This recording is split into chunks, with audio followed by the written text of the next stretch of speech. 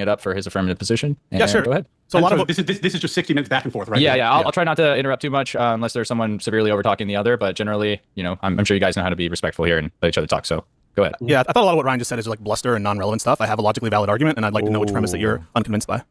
Okay, Pisco, let's dive into it. First of all, can you explain to the audience what logically valid means and it doesn't mean? Because I think that's confusing for a lot of people. Okay, I mean, I think I already did. If the premises are true, then the conclusion follows. Okay, so you Technically, that would be logically sound, not logically valid. your assertion is that this is a logically valid argument. Yeah. Okay, and it just means that it doesn't mean that the premises are true. It doesn't mean that the argument's a good argument. But I don't know what you mean by good. You mean sound? How does...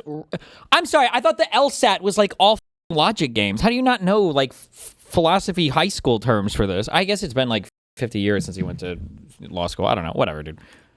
I don't know. Yeah, Okay. it doesn't mean that the premises are true. It doesn't mean that the argument's a good argument. But I don't know what you mean by good. You mean sound?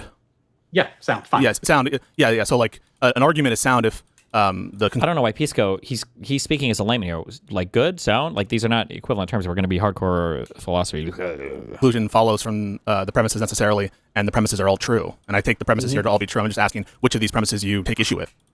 I take issue with a bunch of them, but Okay. we're gonna have. But One at a in order time. to get there, Pisco, we're gonna have to just test. Let's test the basics first. Okay. On the top of the page, it says an argument from self-defense. Yeah.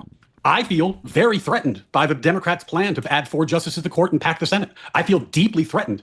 Am I justified, Pisco? Yeah. Am I justified in packing the court? That's just the title I gave the argument. That's not anything in the argument. Pisco, nobody but you cares about your argument. So am I just?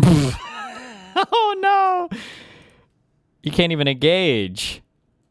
Man, Pisco even took the time to write it all out, and Ryan can't even engage with it. He wrote it all out for you right here. justified in packing Well, I the think court? that the argument, if the premises You know what? I bet. Actually, I don't know this, but if you were to look at Pisco's VODs from the days before, did Pisco work on this on stream? It's so funny because people always say, like, aren't you worried about your debate opponent sniping you? Aren't you worried about them stalking your arguments? No, nobody does. Nobody does, like, the bare amount of homework to counter any argument whatsoever. Nobody ever does this. It wouldn't surprise me if Pisco actually worked this out beforehand, and Ryan could have just had this written down and then had prepared responses, and they could have gone back and forth, but... are true, then the conclusion, which is the proposition of the debate, follows. And so So you're I think not going to answer if the Republicans are justified in the packing the Republican, court? Why not? if the Republicans are the injured party, they would be justified under the argument. It's, Well, it's, no. it's a neutral Pisco, argument. you're a lawyer. You're a lawyer. You know what self-defense means. Do I need to let somebody injure me before I have a right to self-defense? Yeah. Okay, I'm not trying to dox anybody. I'm not calling for anything. Not being anything like that, okay, or whatever. But are we sure that Ryan is actually a lawyer? Like, has he gone to law school and gotten his, what do you call it, legal license? His bar certification?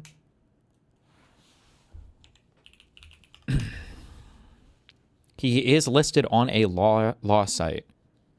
Okay, I'm sorry, okay.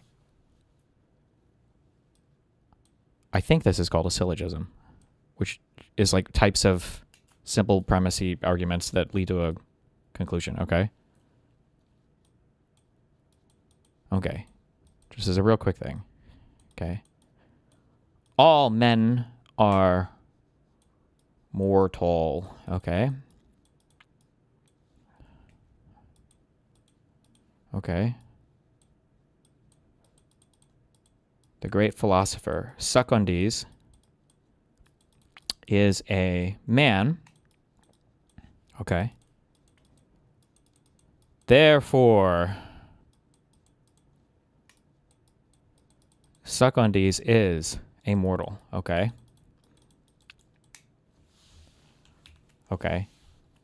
So, let's assume that this said that all men are immortal. Okay, and Concedes is a man, therefore Concedes is immortal, right? Valid just means that if these are true, then the conclusion can be deduced from the two premises, right? So if we said that all men are immortal, Concedes is a man, therefore Concedes is immortal, right? This would be a valid argument. If these are true, then the conclusion can be deduced from the premises, okay? But we know that all men are not immortal, okay? So that would be unsound. Sound is when your premises are true and the conclusion can be deduced from the premises, okay? So all men are mortal. Concedes is a man. Therefore, Concedes is a mortal. So we would say this is a valid and sound argument, or you could just say sound argument, okay? Pisco has created, I think you would call it a syllogism, right? Pisco has created his argument here. If you want to, in a formal setting, if you want to reject Pisco's argument, you need to either show that the argument is invalid, meaning the conclusion doesn't necessarily follow from the premises, right? So if I say that all men are mortal, Concedes is a man, therefore Concedes likes the color blue or something, right? It's a non sequitur. It can't be deduced from the premises. You could argue, well, even if both your premises are true, the conclusion does not logically follow. It can't be deduced from the two premises, right? So you can either attack the validity of the argument, or you can attack the soundness of the argument. You can say, well, I don't think all men are mortal. For instance, Destiny survives bullet after bullet. Nobody can take this guy down. He must be immortal, right? Therefore, your conclusion doesn't logically follow, because Concedes could be immortal as well. Or you have to change your syllogism somewhat, right? So all Pisco is saying is like, okay, here's my argument. You can attack the validity of it. You can say my conclusion as well. Or you can attack my premises. Whoops. Oh. And say one of them are invalid, okay? But instead, we're getting all men are mortal. Concedes is a man. Therefore, Concedes is a mortal. And then Ryan is going, in countries that have expanded healthcare, those people actually live way longer. And it's just not really an argument at all related to this. It sounds like somebody is arguing, I'm only going to be harsh here because, one, Ryan is a massive cockbag piece of shit, and two, because he is supposedly a lawyer, so he should know better, because all the fucking LSAT is a bunch of jerk-off philosophy, deduction shit. He should understand this. And three, he's in like an online fucking debate space. He should know how to do basic. There's like very basic stuff, if you're, especially for a legal lawyer brain guy and everything else. And I'm pretty sure Pisco's been running around with this argument for like a week or two. So right now, Ryan is not attacking any of the premises, and he hasn't challenged the validity of the argument. He's just arguing about something loosely related to the title of the argument, saying it's not self-defense. It's fucking retarded. You know what self-defense means. Do I need to let somebody injure me before I have a right to self-defense? Yeah, so I take that as a derail. It's not within the argument, but it True, correct. is a neutral argument. If Pisco, if nobody, the condition, I'm going to tell you this honestly, if the condition, cares about your syllogism. Well, nobody cares. Well, this is the argument that I've come to present. And so are you saying that you don't have a basis to reject any of the premises? No, Pisco, what I care about is the fact that your party is tyrannically planning to lock them. It should, I know they have to have like a whole show and everything, but like I would say here you should appeal to the moderator, and then it's an auto loss. If Pisco was tasked with providing the affirmative argument, he's satisfied that this is an affirmative argument. If Ryan is too stupid to engage, then it should just be an auto loss if he can't engage with the argument. This is retarded. But, okay. Themselves in power and lock the Republicans out of power for generations. Oh, I'm sorry. Hold on. What is this? Oh my God, where he's editing a screenshot? And lock the Republicans out of power for generations.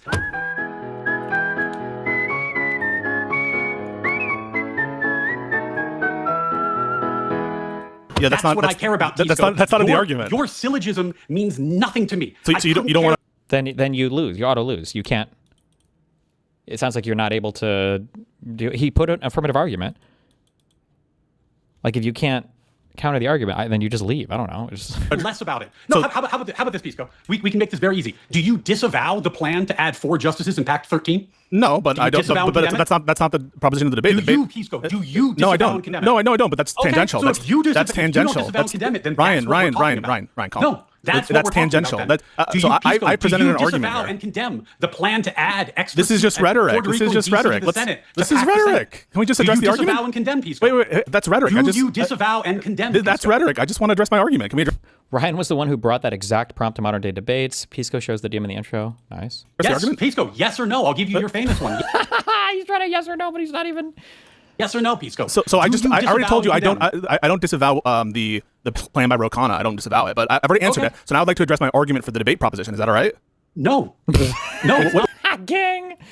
King. Ryan is a king. So I brought an argument to the debate proposition. And you don't want to address it. Why? We're going to get to it, but I just want to make sure the audience understands what you're saying. Yeah, this is just rhetoric and posturing. You support That's just packing the court posturing. to 13 members, correct? That's one of several solutions that I'm okay with, but like But that's not you the won't proposition. disavow it. Your party's advocating for it. You won't disavow it. So Of course I that's- won't disavow it, but like that- I'm okay. trying to give you an And argument in favor of it, and you don't want to address it. And you will not disavow, Pisco. You will not disavow packing the Senate. The by argument adding isn't new about what I'm states. going to disavow or not. The argument is whether it's Okay, justified. But So- you won't disavow it. Hang We're on a not second. here- We're not here to do posturing and rhetoric and stuff. Why not, Pisco? Because it's a debate. It's a I'm debate. here to defend my country from tyranny, Pisco. It's a debate. That's what I'm here to do. Okay, so are you here to debate the proposition or not? So, Pisco, what I'm here to do is point out that the Democrats are on the verge, based on the thinnest veneer That's of not the debate justification, proposition. to lock themselves That's not the debate into proposition. power forever. That's And not we what we're can here to get debate. your silly argument in the So you want to debate second, something? So we agreed to a debate prompt, and now you're saying you want to debate something else. Well, Pisco, what you want to do, what your party wants to do, what you will That's not not what we're here to disavow talk about. We're here to is talk about lock court the expansion. Republicans out of power. Pisco, how about this? Tell me you don't want to lock the Republicans out of power. Yeah, no, Oh that's my tangential to the God. topic. Do you want- that's do you that's want to tangential lock to the Republicans out topic. of power? We're here to debate the court expansion measures. Pisco, Yeah, I do want think to we lock the should Republicans out of power. try to stay as close to the topic as possible. On We the agreed to a topic. here. Let's stick to it. I provided an argument for that proposition. Am I going to get an answer about whether you would like to lock the I Republicans view that as a out of power? derail. I've already answered some of your derail questions, and I've already chosen no, not to we're not correct gonna some get of your an false answer? assertions in your intro. But it has nothing to do with what we're here to debate. It could be the we're not case that, gonna get an answer to that? It's not what we're here to debate. I think I have to stand my ground and say we're here to Yes. argue a point, a specific Yep, point, and you that's trying right. to derail and use rhetoric Okay. Correct. is not effective and it's not Correct. convincing anyone. I think the audience understands exactly why you won't disavow that, and that's more than I think they understand. Is he serious? Is this Ryan guy serious? Oh, okay. why enough you're for not me. willing to address the argument. So, And if you were confident, you would. Let's go to your Perfect. Yeah, nonsense. let's do it. Let's go to your nonsense argument. Okay, Yeah. nonsense. So he has to attack the validity, or he has to attack one of the premises. All right.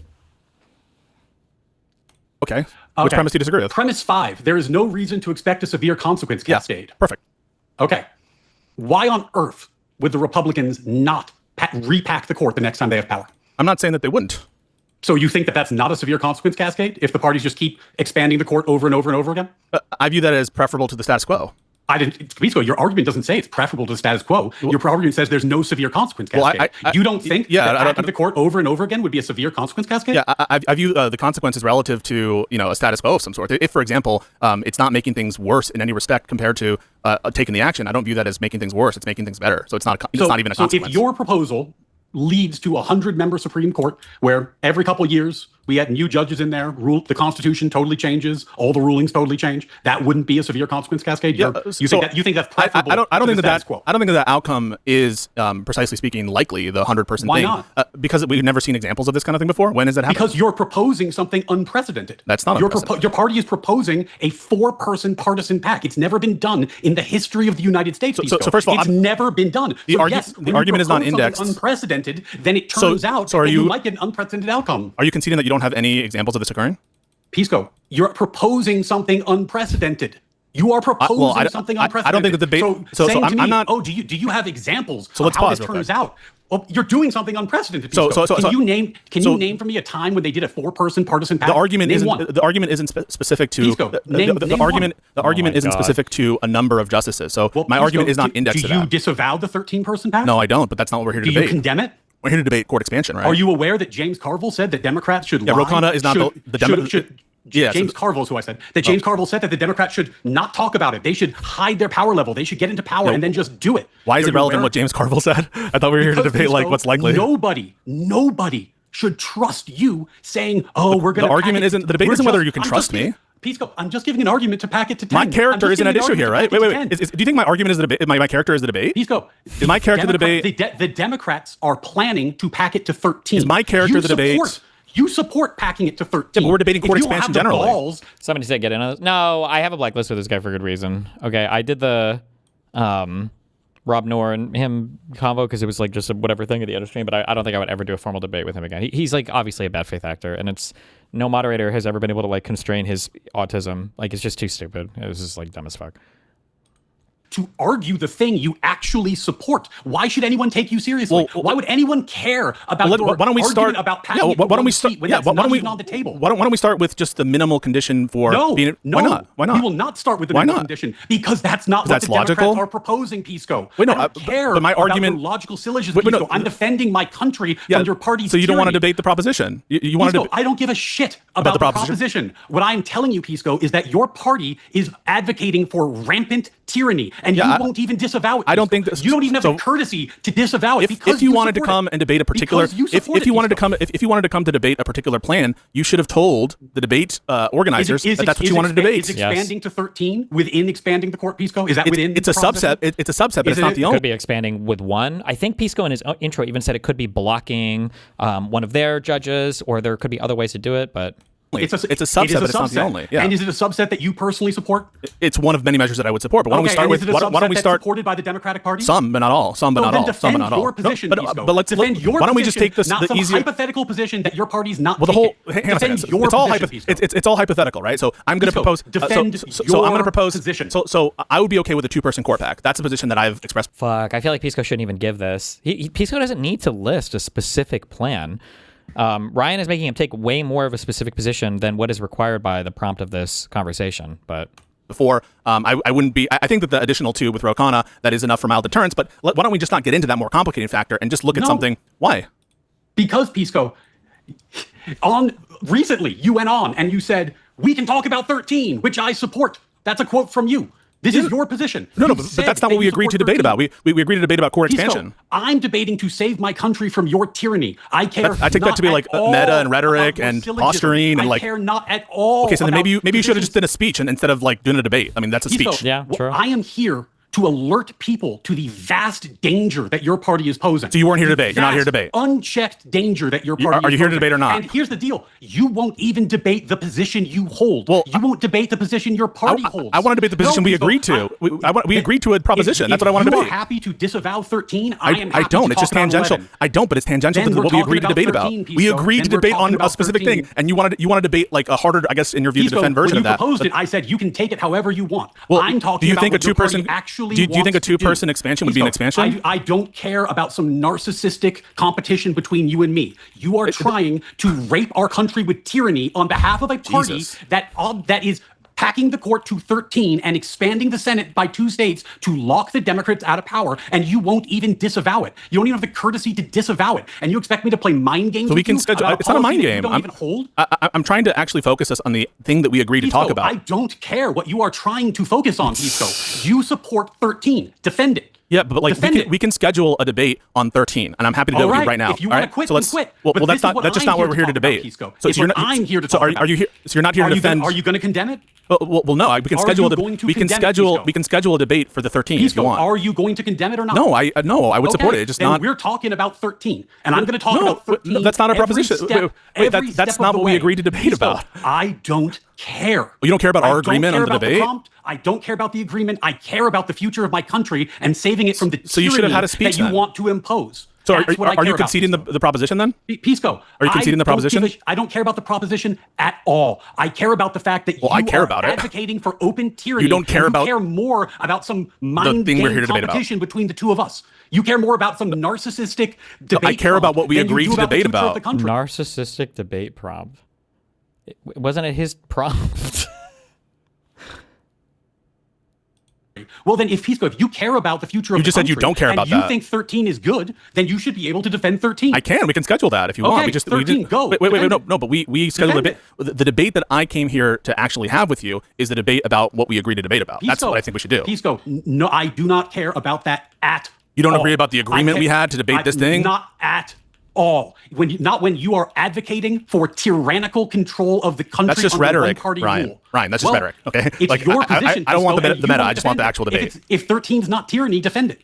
Yeah, I will. We can schedule a debate on the 13. I just thought we were here. We can schedule it later, Pisco? Yeah, we can if you want. That'd be nice. Yeah, or you could concede the proposition and we can talk about the 13 right now. We talk about the 13 right now. I don't care about the proposition. I want you to. I don't care about the proposition. Defend it. I do want to clarify if I should consider that a concession on this specific proposition. I am happy to talk about whatever. Sure, I concede. You concede. Okay, so you concede the Democrats are justified in court expansion. Just be clear. No, I obviously think that's bullshit. And why are you lying? Wait, no, stop. Wait a second. Why are you lying and saying that you concede when you don't actually concede? Because my personal integrity matters less to me than the future of my country. So you lie when it's convenient. You are open to tyrannizing the country. So you lie when it's convenient. Defend your proposition. So you lie when it's convenient. Would I lie to defend my country from tyranny? Yes. Would you? In the context of this debate, you're lying because it's convenient for you to do. You won't even defend the proposition the position you hold. I would, but I want to debate the thing we agreed to.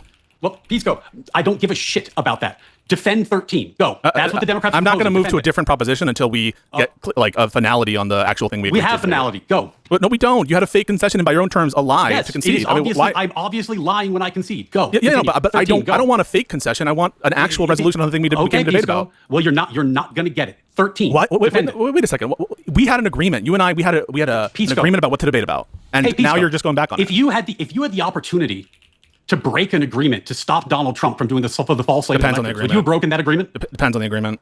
Okay. Well, what you're proposing, you're not even sure about that? Depends on the agreement.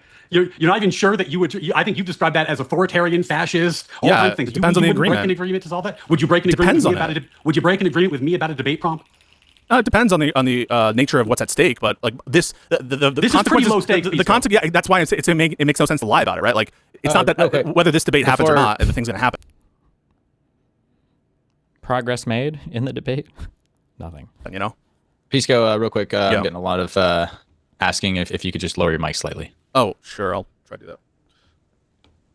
Appreciate it. Here's the issue, Pisco. What your party is proposing, I view as Do you agree this is more bad faith than Rob? Ooh, that's a hard one. Yeah, get the fuck out of here. Rob Noor and Ryan Mullally, I think, are bad faith in similar ways and in different ways. I think Rob Noor will actually like research stuff and be very selective about the things that he presents or knows about, and it's like very clear that he has like massive confirmation bias going on when he's doing his research to the point where I would consider it like a form of bad faith. But I feel like Ryan kind of does that, like he has selective knowledge, but I feel like he's a little bit more rhetorically snaky. Like I would say that Ryan Mullally is like closer to Andrew Wilson than I would say Rob Noor is. That we're like measuring like specific degrees of bad faith. It's kind of, yeah, it's kind of hard to say exactly, but yeah.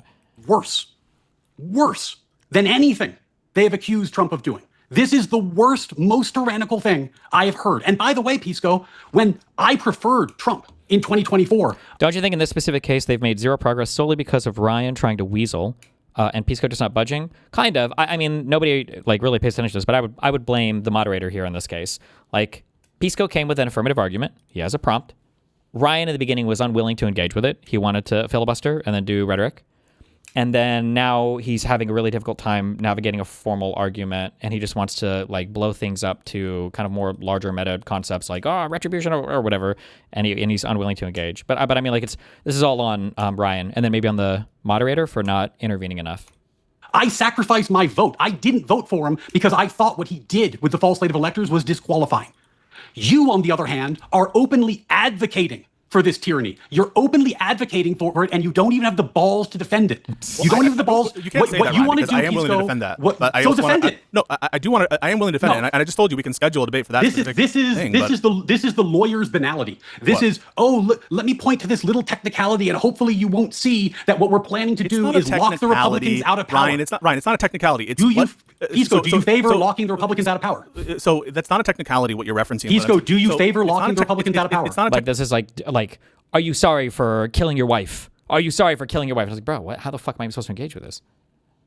technicality. It's whether Pisco, do you favor locking the Republicans out of power? It's not a technicality. So I want to address what you just said. You said that I'm doing something Pisco, like unfair. do you favor Yeah, so I'm not locking going to get the moved on Republicans a derail, out of right? power? Like you're just doing rhetoric. You're just doing rhetoric right now. It's not helping. I'm trying Yes to or defend no, myself. Pisco? So we had an agreement. I'm not going to get like Ask sandbagged me. by you on a different proposition. Do I favor locking That's not the prompt. Oh my god. the Democrats out of power? No. Yeah, I no. don't. You're so I think virtuous that- and you're I think- wonderful. I And that's think of course that's we're all here to tyrannical. just virtue signal. That's what you're doing It's right now. well, not it's a the debate. very, very easy question, Pisco. Yeah, It shouldn't be that I'm a hard. great. You're a great person, except you lie about You trivial. can't like, answer debate the question agreements. whether you favor locking the Republicans out of It's power. tangential. I don't want to get a derail. You I want can't to debate favor it? You can't answer that No, I question? have an answer, but I just don't want to derail. Do you understand that?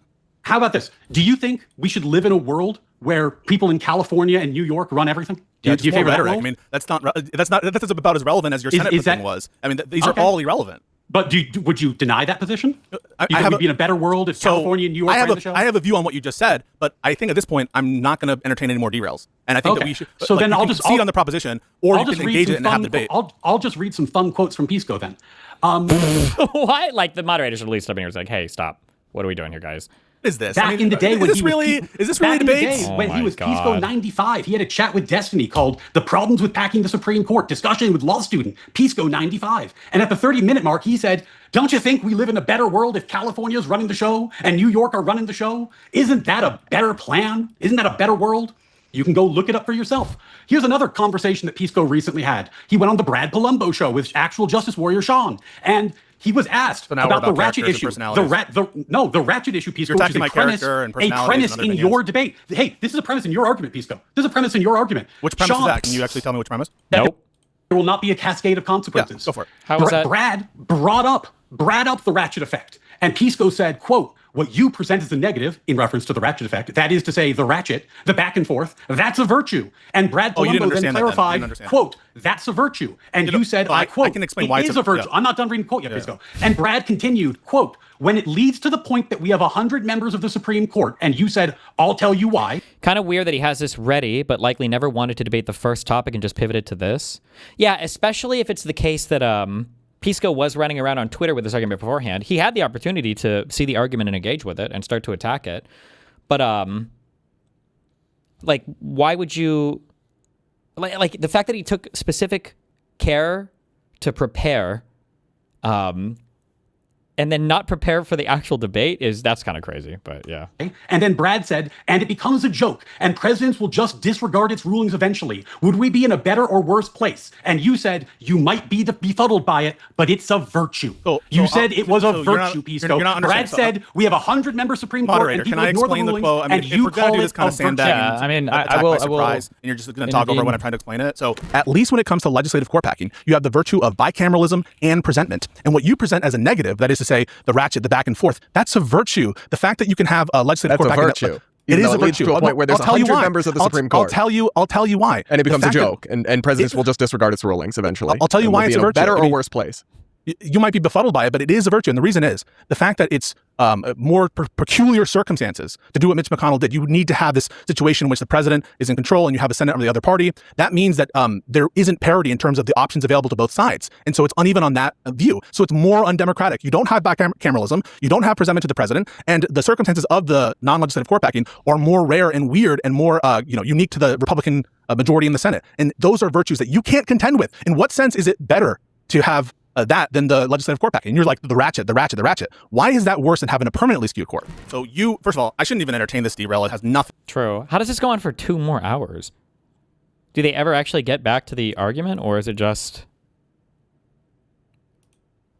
do a conversation on that. I'm happy to talk about what we think for the Senate, or expanding the Senate for Puerto Rico and other places. We can schedule debates on that. I don't shy away from my positions at all. I'm proud of them. I think that they're justified. And when there's a particular debate that we schedule on one of those topics, that's what I want to debate, and I'm happy to say. And we can schedule whenever he wants to have a debate on those other matters. But as with respect to the proposition, there's just no reason to believe that the parade of horribles that he's talking about is going to come to fruition.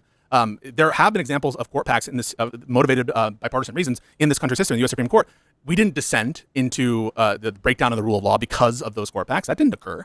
That's also happened in the context of state Supreme Courts. We didn't descend into a severe consequence cascade in Georgia, in Arizona, and in Utah. Have you heard any bit of empirical evidence for that claim? And if there is no reason to believe that there will be a severe consequence cascade, in fact, in my opinion, all of those consequences, or at least most of them, will be improved, right? Those conditions, that is to say, the public's view of the legitimacy of the court will be improved. The actual consistency of the rulings will be improved. The intermediate appellate courts and the district courts applying the rulings, that clarity will be improved. As a matter of just administration and caseload, that will be improved as well.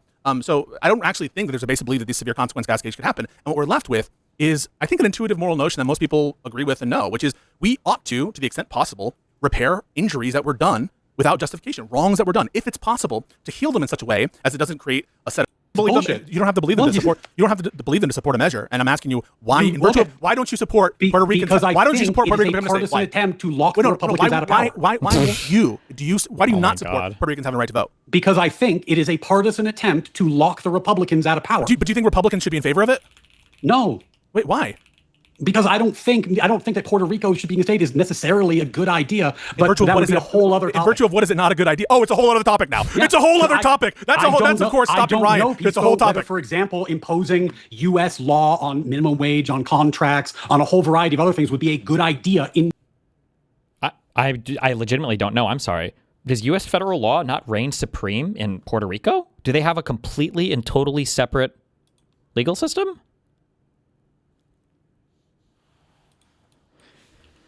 Do Puerto Ricans have to follow U.S. federal law? Yes. Okay. I don't know what the fuck that means, but okay. In Puerto Rico, and furthermore, because they have a totally different economy than we do, Pisco. Because there are problems. Totally different economy. What is he? They use our currency. They're restricted to all the same things that we are in the United States. Like, it's not like Puerto Rico can go and manage their own trade deals. It's a territory of the U.S. They can't go and make deals with countries or join trade unions against us or use their own currency. Am I missing something? What is he talking about? Like, Puerto Rico it's a U.S. territory. They have U.S. passports. They're citizens of the United States of America. Wait, what does he think Puerto Rico is? Like a foreign country? That's like big, that's kind of like I don't even know. And furthermore, because they have a totally different economy than we do, Pisco, because there are problems. Different economy? Example, so does Texas. No voting for president or Congress. If you impose a minimum wage on Guam, what happens? A minimum wage? I don't fucking know. I don't know the It becomes illegal to work because nobody makes fucking minimum wage in Guam. Yeah, I don't know. So there might be reasons to tailor your remedy so as not to destroy the economy of the given places. But in general, I think it's kind of weird that you're like, oh, I'm against giving representation. What is Guam's minimum wage?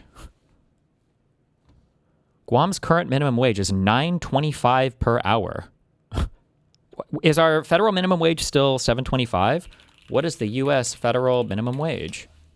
Is $7.25 an hour?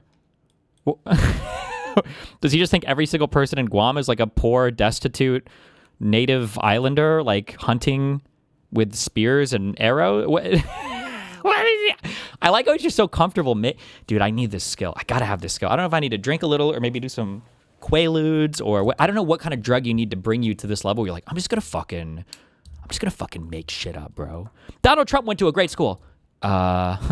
Trump failed half his classes, bro. Like, if I just said shit like that, I would be so powerful. Trump actually failed almost every class. You didn't know that, did you? Fuck. That guy didn't know that. He had no idea. Donald Trump graduated. Donald Trump didn't even graduate from college. Why do you think he always says he went to school? He didn't graduate. Oh, shit. The guy wouldn't know that. He'd have no idea. Minimum wage on Guam, what happens? Minimum wage? I don't fucking know. I don't know. I like how he's not even stating what would happen. He's asking like he's laying a trap. This guy is laying a trap with supplies that he doesn't have. He like covered. It's like, imagine you like dig a big hole and put spikes at the bottom and you cover it with leaves. He just like covered a spot on the ground with leaves and then Pisco walked on it, but there's like not even a hole there. Like, what do you think would happen in Guam with a federal minimum? Like, their minimum wage is higher than ours, but he's like so confident. And Pisco doesn't know. What an idiot. Pisco doesn't know the minimum wage in Guam. What a moron. It becomes illegal to work because nobody makes fucking minimum wage in Guam. Yeah, I don't know. So there might be reasons to tailor your remedy so as not to destroy the economy of the given places. But in general, I think it's kind of weird that you're like, oh, I'm against giving representation to a place because their economy is different. No, that's true I'm of colonies. We gotta move on after this response. I'm against giving Oh, thank you, moderator. Yeah, we can't go back and forth on this. Thank you. representation to a place because it's clear that the entire purpose of the conversation is absolutely partisan power, which you have endorsed as a good rationale in multiple conversations. Well, here it's over. Like Alito did with gerrymandering for partisan purposes, that's totally A-okay to partisan gerrymander all over the United States, but allowing new states into the union is not good if there might be a political partisan bent to that. Isn't that always going to be the case? So that means no more new states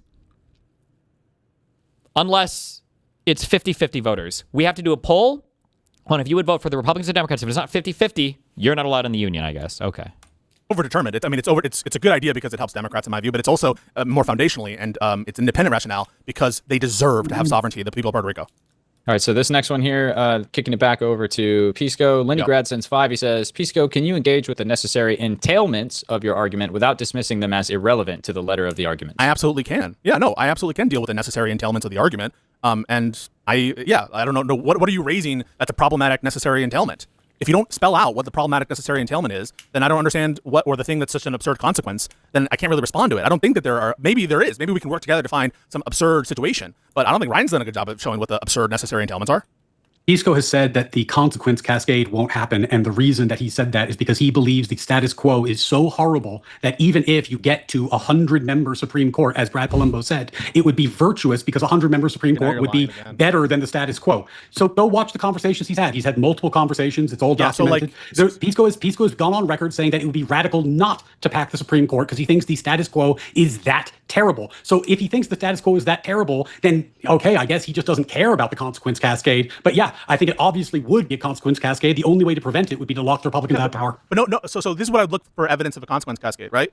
Things like this happening before and causing that, right? Nothing like this has ever happened before. But that's on your assumption that's a 4-person pack, which isn't entailed in the proposition. It is the thing the Democrats want to do. But that's not what we're here to debate, Ryan. You would point to evidence of things like... I don't care about your argument. Put that aside. All right, I heard it. Or you don't care about lying. You don't care about... I'm here to have a debate, but I don't care about your argument or the prompt. I want to debate the Dem. I want to debate somebody who's not here on a prompt that we didn't agree to. Actual king. Same wash tyranny, Pisco. Okay, cool. I don't care. Cool. I'm here to defend the country, not talk about You're not here to actually debate the proposition. Got it. Yeah, we all understand that. So putting that aside, right, I would look to historical evidence of like similar things causing this. I would look to contemporary examples of state Supreme Court pacts where such things have occurred. I would point to some kind of like data or something, or some kind of like strong intuitive feeling perhaps that I would share. But there was nothing like that on offer. It was just like, this hasn't happened before, therefore it will happen. I mean, I just don't understand why that's compelling. Ryan, quick response. The next one's for you here. This is exactly the game, right? Pisco wants to not debate the 4, which is the thing the Democrats want to do because he knows that's unprecedented, and then say, hey, you can't show historic evidence that this unprecedented, never before done thing that we're planning to do will have a bad effect because, of course, it's never happened, so I can't have historic evidence because it's never happened before. And then he's going to retreat to this, but what hypothetically if we did this 2C thing that I actually think to the topic, do, bro. and that the Democrats don't actually agree support. To the topic. This Why are you crying? Oh, you agree to it. This is what Pisco's doing. He is sane-washing tyranny, and he knows. This is Pisco's world.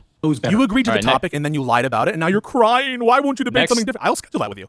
Next question here. Big League sends another 5. He says, Ryan, you keep saying tyranny, but democracy is tyranny. Do you also reject democracy?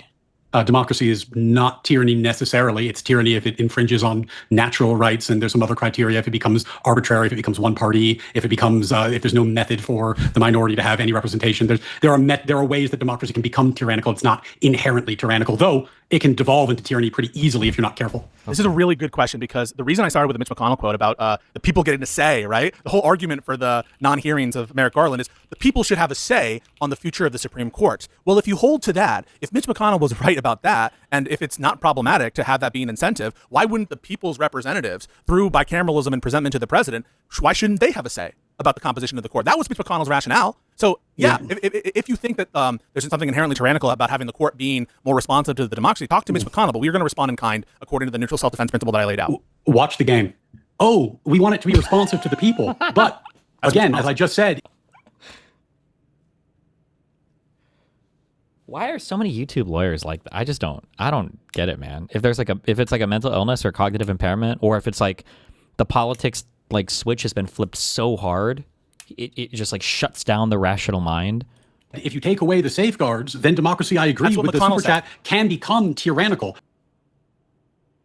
So what's Pisco want to do? Oh, yes, let's have bicameralism and presentment. Let's put it through the proper process. But before we do that, let's get 4 more seats for the Democrats in the Senate. Let's abolish the filibuster to get rid of the procedural protections, and then we'll do the process. Yes, this will prevent the 51% from voting to beat the 49% forever with sticks. This is the democracy Pisco envisions. The one where, as he said to Destiny, the people in California and New York get to run the country as Pisco prefers.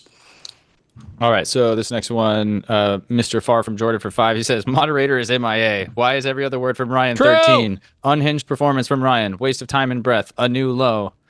I appreciate I think people understand that like a debate is when you're supposed to debate like a topic. Yes. We agree to that topic. Yes. And you can be like, but he's sticking to the topic. That's bad. I'm just like, okay, then watch Ryan give a speech or something. I mean, I came here for a fucking debate. I don't want to be like in the position of trying to stay to the norms of debate and being accused of like, I don't know, being shifty or a liar when Ryan's just being a bitch and not addressing the argument. I came here to expose you as a snake who wants to impose tyrannical restrictions on the country, and I did. What? Oh, so you didn't come here to debate the prompt. You came here to do some weirdo rhetoric thing that Pisco accused you of doing from the very fucking start. Okay. That's definitionally, by the way, not to be, whatever, but definitionally, that is bad faith, right? This is so he admits that he literally came here in bad faith. But that's an auto win for Pisco, at least. Although he's kind of been admitting the whole time, right? Like you came here not to debate the prompt. That's why I came. Good job. Understandable perspectives. Yeah. What? No, it's not. I definitely try to do my best here. I understandable perspective. No, that's not what I said. Just how you both can come here. I asked understandable perspectives. Yeah, I definitely try to do my best here. I asked understandable perspective. No, that's not what I said. Just how you both can come to the conclusions that you do. For me, I understand. What? Okay. Understand how me's kind of stepping back and waiting to be called in on a couple of those moments. Can be a little frustrating for some people in the chat that thinks I should be a little bit more hands-on than an open dialogue typically calls for. But absolutely take all criticism as best I can personally. One other thing, guys, there is probably not enough time to get to everyone's super chats, so we'll from this point on just gonna have to take some 20s and up. But I'm gonna read all the ones that come before where we're at right now. You guys are cleaning up over there. So we got Even Lord for. This is for kind of Ryan, I guess. He said, Ryan, amazing job making Destiny rage quit on Nor. Appreciate you, buddy. That was funny as hell. Wait, but I watched some of that, and it was actually another pathetic performance. Because like at a certain point, Ryan was like 9-0, 9-0, 9-0, 9. At a certain point, you mean for like the first 30 minutes, right? I know, as though that were a legal argument, and then making just questions about realism and whether the court actually would, in a given hypothetical, address it in a given way, just in virtue of what you think the consequence would be. So again, examples of non-relevant arguments that don't deal with the legal merits of stuff. Yeah. Oh, if we want to talk about section 3, yeah, let's do section 3. If we want to talk about the 9-0, that's fun. Pisco is so extreme that he actually thinks that the liberal justices who voted 9-0 in favor of not letting states take presidents off the ballot were dead wrong. Maybe packing to 13 is not going to be enough for him. Maybe he needs to pack to 17 or 18 just so that he can get to show that I'm wash out those liberal justices. That's evidence that shows that I'm good faith. Got it wrong too. Wait a second. That's evidence. That's evidence that shows that I'm good faith. Let's go straight to 20, Pisco. Let's make it a nice round number. So the fact that I disagree with liberal justices from time to time shows that I'm good faith, right? Like the fact that the kind of packing that is on offer here wouldn't entail particular overturnings of views that I think are some of the most egregious opinions ever. Means that I'm not just trying to center on specific opinions with the exclusive goal of trying to overturn them. And that's not what it's entailed. I mean, I would support this even if I knew that we weren't going to overturn Trump versus United States, even if we weren't going to overturn Anderson or Dobbs or any of these decisions. It has to do with the argument that I presented. Pisco, okay, again, guys, you can go. He's just incapable of engaging with anything. What do these guys do? Okay, here's what I'm curious, because I at least play games, so I can say, yeah, I've been slacking off because I played Mugenics or Factorio or something. What do these guys do with all their free time? He doesn't read any court cases. He's not really reading any other legal commentary. Maybe, I guess he could be scrolling all day. What is he doing with all of his free time that he has no argument to bring up related to any of this? That's just, I don't understand. Watch what he said in his total domination debate at 4 hours in, 11 minutes, it looks like. He said his arguments, quote, arguments on reform and expansion of the court are at their peak, at their maximum, when we are concerned about separation of powers, because that's what the court has fucked up the most. Yes. They have totally skewed the proper separation of power on appropriations, on holding executive branch officers accountable as a matter of immigration law. And then he goes on specifically to mention the 9-0 Section 3 case as one of the examples where the court fucked up, justifying reform. I stand by everything I said there. I stand by every single thing. So that's why I think Pisco and packing to 13 might not be good enough for you. You got to wash out those damn liberals. It's all about voted in favor. No. There's also another argument too to say that if the composition of the court was different, or if you had one more or two more justices that would have voted liberal, that some people might have switched that vote too, right? It might be that a couple more liberal votes would actually cause it to go not from a 9-0 to we'd have to add so many, it would be a 10-9 decision, but it could be if you add two more, because there were concurrences there that disagreed with pretty important parts of the ruling. A 9-0 with two more could become it wouldn't be a 9-2 because the three libs would join, which would make it a 6-5. Then maybe Amy would join, which would make it 5-6, 6-5 in the other way, and then maybe Kavanaugh or maybe Gorsuch. I don't know. I'm not sure. But I'm just saying that the idea that if it's a 9-0, adding no more, you would have to add 10 more justices to overcome. It's not necessarily true, but it's all. This is a retarded argument anyway. Oh, it's Trump about in that instance. percentages. It's about percentages. That's what we care about. That's, it's about what it's your quote, Pisco. You listed it. When I agree with my own quote, and you misinterpreted, by the way, the other quote. You keep doing it, and I have to assume now you're lying because I just explained to you and what I meant and what is evident from the evidence, where I was saying the virtuous aspect before he said the thing about the 100 justices. So you're now Pisco, knowingly lying and spreading that line. I'm asking you please to stop. I'm asking, justification. It's not post hoc at all. That's clearly what I meant. Well, and if you watch my explanation, people heard what I said. The videos. You're quote mining in a dishonest way. You're quote mining. I gave the timestamps. Right. People can find the videos. He said what he said. We got to move on because I do want to circle back to some of the ones in the beginning where there were multiple. Are you going to like take comments back from the some other accusation people. of Josiah and Wick colluding to take you off of that panel? No. Fuck no. Yeah, you'll just accuse people without any evidence, right? You'll accuse people of stuff and you have no shame whatsoever. Yeah, Josiah, I read all those texts. There was no collusion. There was never any communication. Josiah You're a knows worm, man. You're a worm. If What they can I let say? me on the panel, the same thing would have happened to You're a him that worm. happened to you tonight. So you levy Okay. accusations without evidence because We're you don't give a gonna fuck. move on here. We're gonna move on here. Jacob Foreman for 10. You might want to address this, Pisco, because he is claiming you are a power-hungry bastard, just like the rest of the Democrats. Republicans won't even pass a voting integrity bill because they are afraid of power. You're a joke. Yeah, no, I mean, like, if your read on the relative parties is that the Democrats are the ones who are power hungry and like most norm violating, then you're just like, I think, totally lost. Yeah. The Democrats, if anything, I think, are far too weak when it comes to having accountability and structural reform needed to guard our republic. And no, my argument that I levied here is neutral in its terms. The only way in which it inures to the benefit of the Democrats is that the injured party, as a result of the initial violation here, was the Democrats. That's why, just in the same way as if someone attacks you, right? The benefit of self-defense is given to the defender and not to the attacker. And that should be understandable to people who comprehend basic self-defense. Well, Okay, I feel pretty attacked with all this Senate packing and court packing coming from the Democrats. Better defend myself. Okay, Ryan, we got one for you. With all this Senate packing and court packing coming from the Democrats. Better defend myself. Okay, Ryan, we got one for you too here. C Gotch 87. I'm trying to go back and forth here like a zigzag. Ryan needs another Crucible debate course. This is just sad from him, from C Gotch 87. I appreciate that. I think actually, if you go back and watch my debates, you'll see that I never take this approach. And one of the questions that you might ask yourself is, why would I do it here and never before? Never before have I taken this approach. And the Have I reason not is addressed the prompt and lied about it? because the gravity of the situation demands exposing what is actually happening here.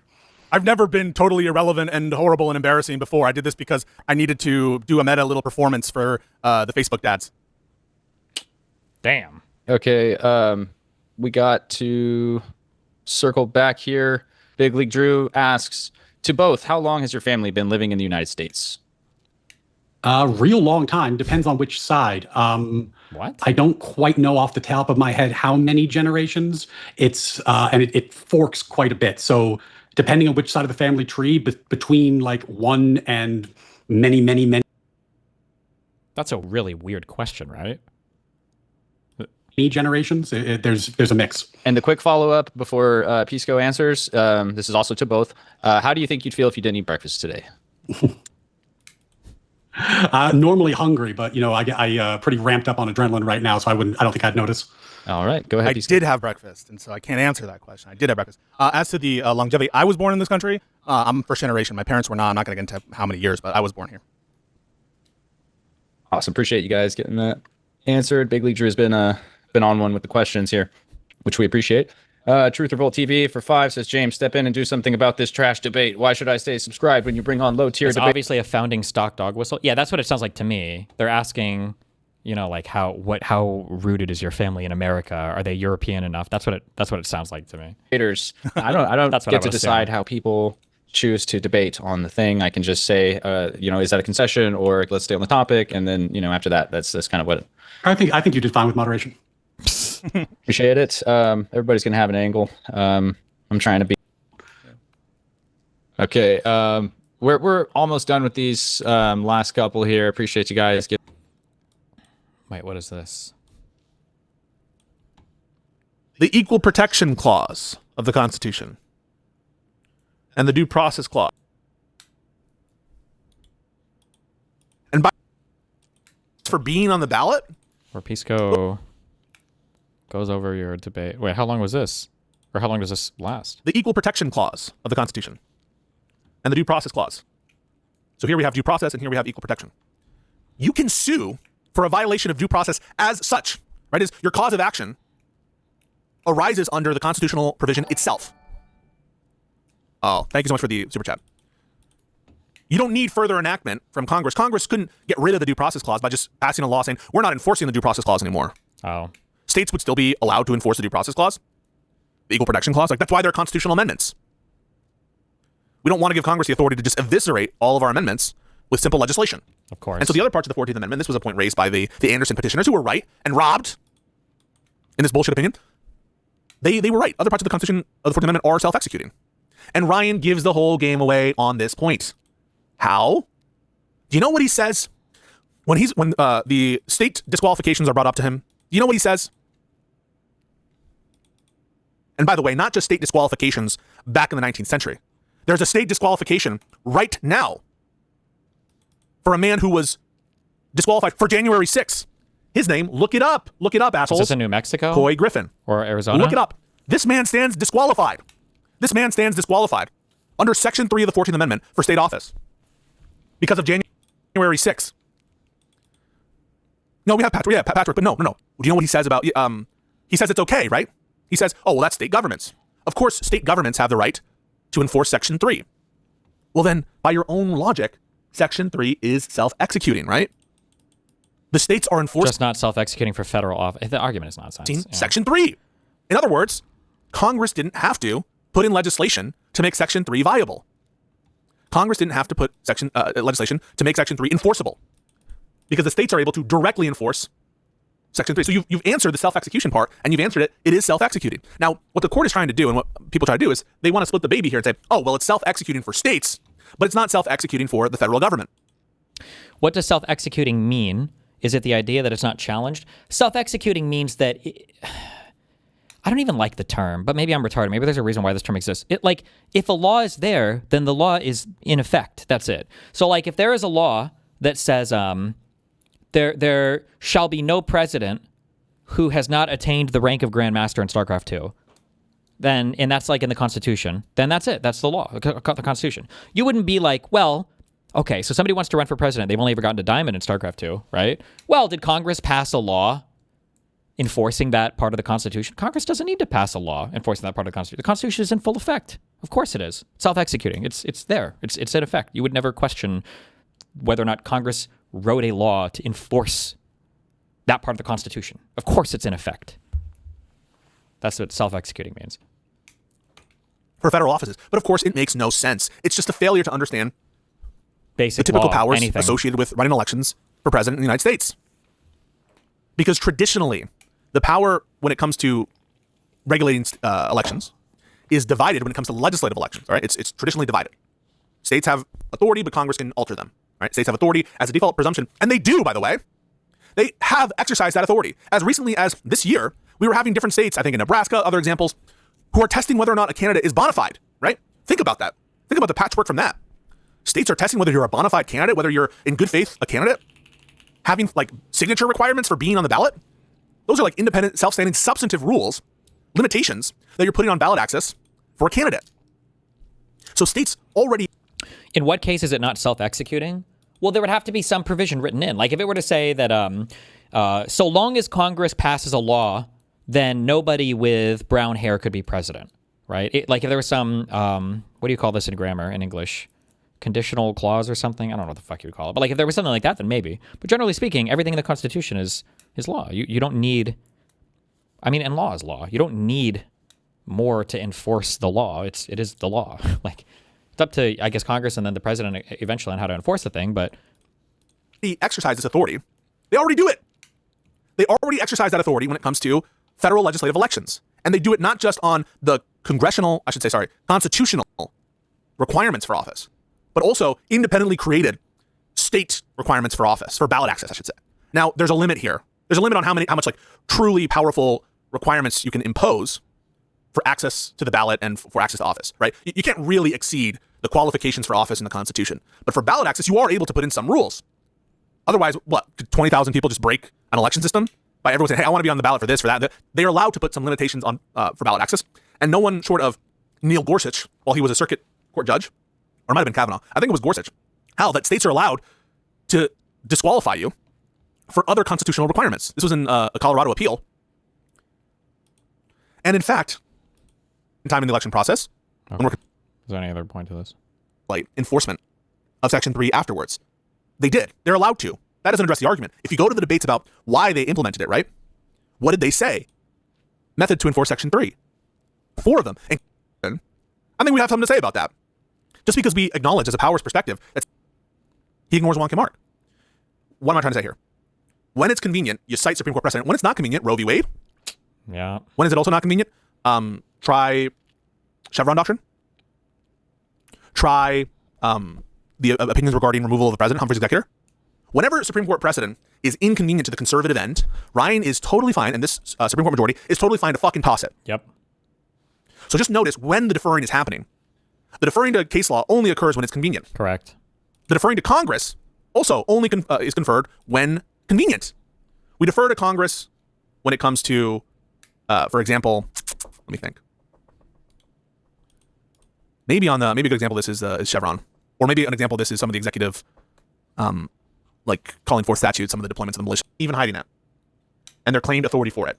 Answer: vagueness. The vagueness on what the term legitimacy of the court is even supposed to reference. Because if legitimacy of the court means like the need to, but like when you're talking about track records and what cases have you done. All right, let's start first with some housekeeping, or the meaning of the term SEAL Team 6 to murder your political opponent.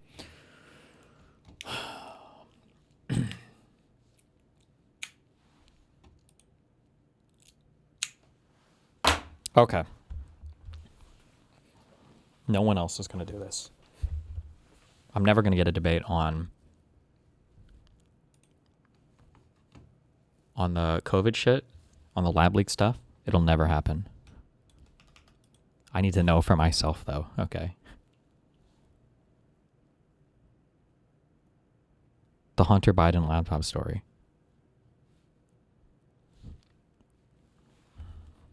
This is my mini project for the next week.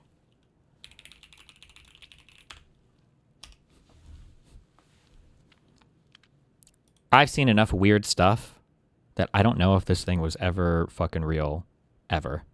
And I'm so curious about this.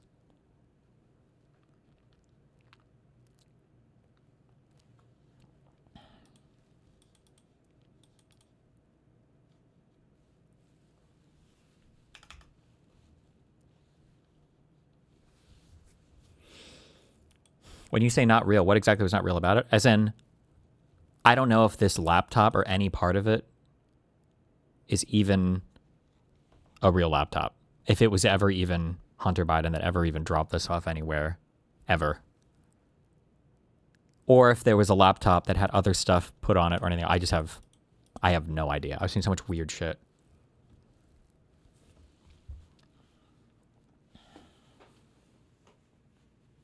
But wasn't the Biden call to Hunter from the laptop? Yes, but we'll get to that. There was so much weird stuff around this that I feel like journalists don't care about because it's Hunter Biden, and the few that do just, it seems like, don't understand the technology very well.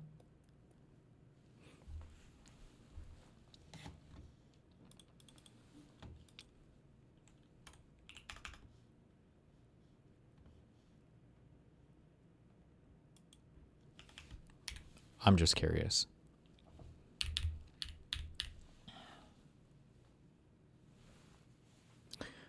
In October of 2020, a controversy arose involving a laptop that belonged to Hunter Biden. The owner of a Delaware computer shop, John Paul Mac Isaac, said that the laptop had been left by a man who identified himself as Hunter Biden. Mac Isaac has also stated that he is legally blind and could not be sure whether the man was actually Hunter Biden. 3 weeks before the 2020 U.S. presidential election, the New York Post published a front-page story that presented emails from the laptop alleging they showed corruption by Joe Biden, the Democratic presidential nominee, and Hunter Biden's father. According to the Post, the story was based on information provided to Rudy Giuliani, the personal attorney of incumbent president and candidate Donald Trump, by Mac Isaac. Forensic analysis later authenticated some of the emails from the laptop, including both emails used by the Post in their initial reporting.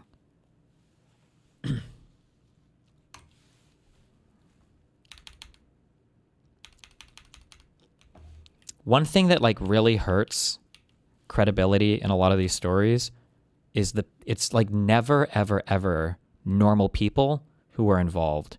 Whenever you hear about somebody who's gotten like caught doing some weird shit or like is in trouble, like Michael Flynn, this is a good, or American patriot who got caught up in some bad stuff and the FBI went after him for no reason. Okay, what's Flynn up to on Twitter if we check? Just curious. Oh, he's got a movie. Nice. That's the full thing is published on X. Okay. We're talking about in 12-verse Shia Islam, although there is no single established term called end times epistemology. Shia tradition does handle knowledge of eschatological events. I'm talking about some Islam shit here. It must be said that the American people hold our Congress in very low esteem. We need term limits. Okay, not too crazy. Remove John Thune now. Damn, he doesn't like Thune in the Senate? Okay. The other General Flynn, right on the money. Stand against tyranny wherever it raises its ugly head. Free will is never for sale. Looking at the Indo-Pacific over the... Wait, what the fuck is this? Wait. General Flynn, you previously served as the commanding general of the U.S. Army Pacific. Looking at the Indo-Pacific over the past few years, do you think the region in general is becoming more tense military-wise? I don't know if I would consider it tense. I think what I would say is that each of the countries here, to include the United States, are reacting to what I've described as the incremental, insidious, and irresponsible behavior of the Communist Chinese Party.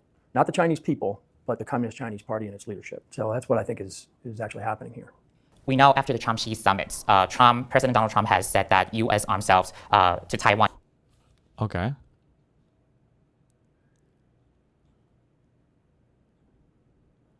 We've got retweets from our good friend Stephen Miller. Reposted. Kill to order. China's organ harvesting industry with Jan Jakilik. Retweets from Mr. Wonderful. Oh, we got a book. His Twitter feed is not actually as bad as it was when I checked it like a year ago. It was a bunch of like weird COVID conspiracy stuff, voting conspiracy stuff. This is just like normalish boomer conservative. I'm going to pull up a passage from this book, and I'm not going to. I don't think the guy in that video was Flynn. I mean, it didn't look like him, but isn't that what the...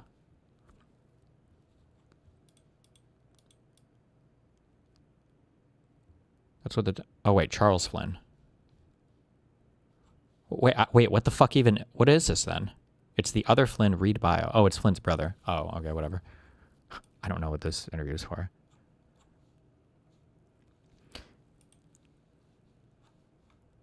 Good friend Tulsi Gabbard. Iowa. After that, we'll have Kelly Smith from Aubrey. Texans are rising up. I was kidnapped by Muslims. Wait, what the fuck is this? Good evening, council members. It's a pleasure to speak before you this evening. Thank you for hearing everybody and giving everybody a chance to speak. You may be asking yourselves, what is a guy from Iowa doing here in this town to speak on this issue? Well, actually, I come from Texas royalty. My great-grandfather was the first president of the Texas Republic. And for a lot of you, that might sound crazy. Wait a minute, Texas was a republic. But yes, it was. And my great-grandfather was Sam Houston. Also, another great-grandfather of mine was Davy Crockett, who fought in the Alamo. And if I go back even further than that, my great-great-great-grandfathers fought under General George Washington in the Continental Army. I was born on Langley Air Force Base. Almost every single one of my family members has served in the U.S. Armed Forces. Okay. Me, I took a different route. I went into ministry, traveled to 58 countries preaching the gospel. Hell yeah. I was kidnapped and held hostage in 2021 by Islamists in the Middle East. Okay. While on a mission trip to take care of the Coptic widows and fatherless. If you remember the 21 men that were beheaded on that beach by ISIS in Libya, I was taking care of their families. All 21 families? My children have lived on the mission field, on the front lines. Even my kids, my oldest, are 8 years old, and their friends were killed by Muslims. I don't want to bring any mosque to Texas, ever. We shouldn't have one here. It's incompatible with what it means to be an American. The oldest mosque in the United States actually is about 50 minutes from where I live now, where I raise my family. I'm 29 years old, I have 6 children. I'm one of 17 children, a Catholic family. most of whom live in this area, by the way. My brother is married to an Indian. She was a Muslim Indian, and when she came to America, she converted to Catholicism, learned English, and married her husband, my brother. And that's what assimilation looks like. When she was looking for a place of worship, she didn't suggest building a mosque. She decided to go to a church, because that's where we worship as Americans in this country. The question is for Texans, what does it mean to be Texan?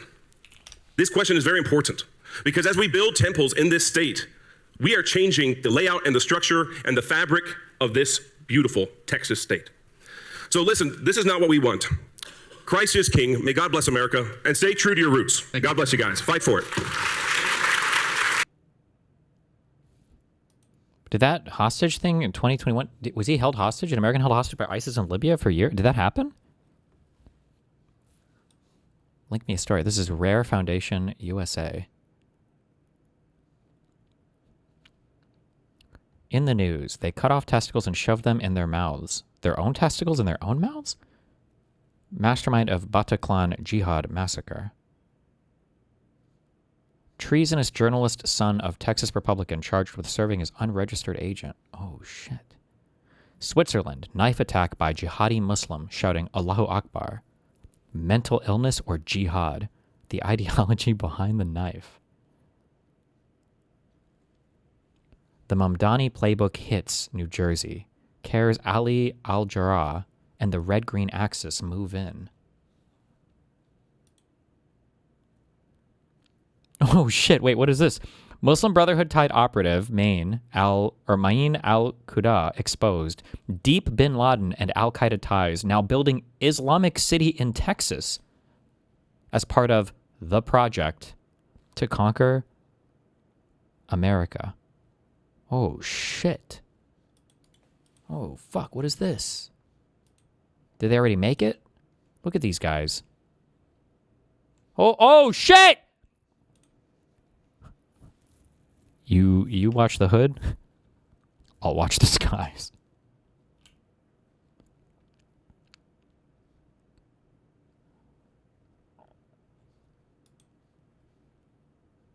Al Huda Islamic Center. Holy fuck. What's happening here? Future Fitness Swim Building. What the fuck?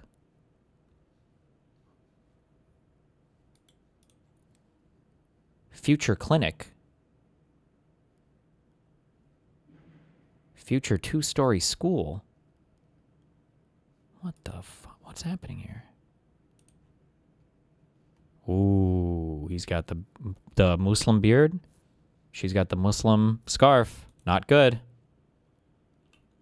Okay, I'm sorry. We don't need to. Fully autonomous, Sharia-adherent Islamic enclave in rural Katy, Texas. A self-sustaining, parallel society featuring a grand mosque, K-12 school, Islamic university, apartments, health clinic, sports field, and its own strip mall, while openly using taxpayer school voucher funds to raise the next generation of Muslims from cradle to grave, with almost no contact with the non-Muslim world outside. Oh my God, what's going on here? And the Muslim Brotherhood is behind it? What?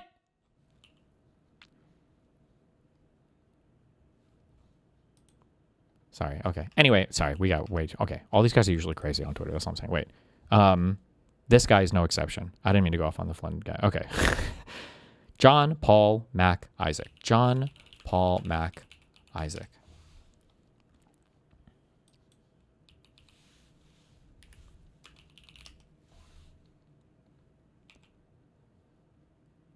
That's him. We've seen him. American Injustice. My battle to expose the truth.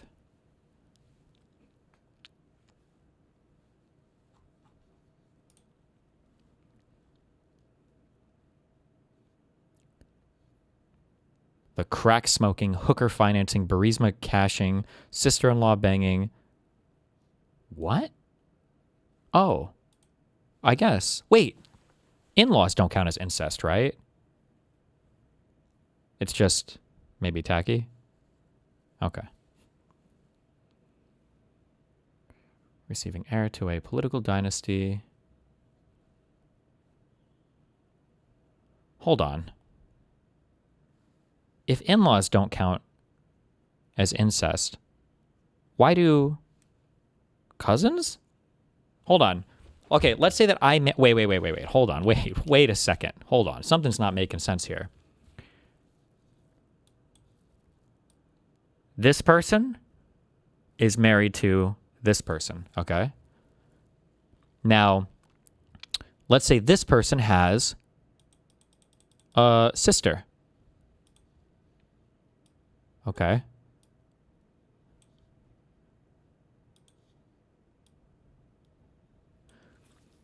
If this person here bangs this person, an in-law, that's not incest, right?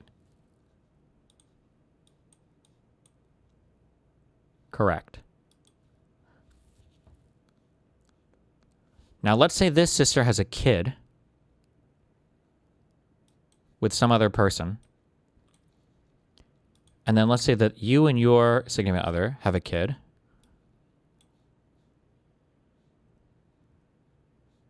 Why is this is incest, isn't it?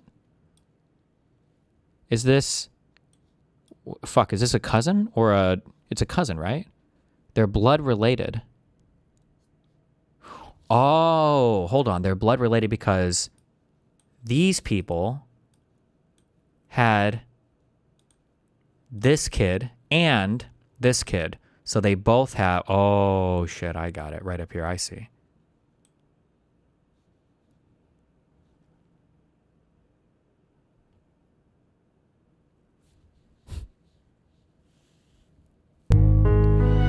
I see how they're moving.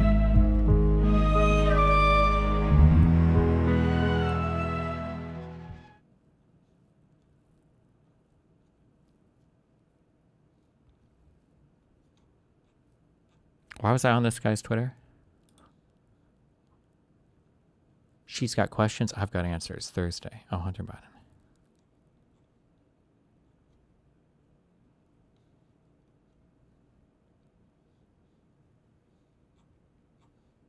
Okay. A long time ago, we had there were YouTube videos of this guy. Do we have these anymore?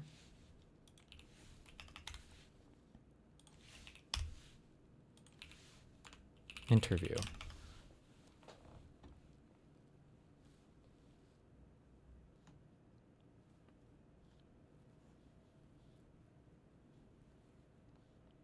I feel like he had his own YouTube channel. I don't know if it exists anymore, though.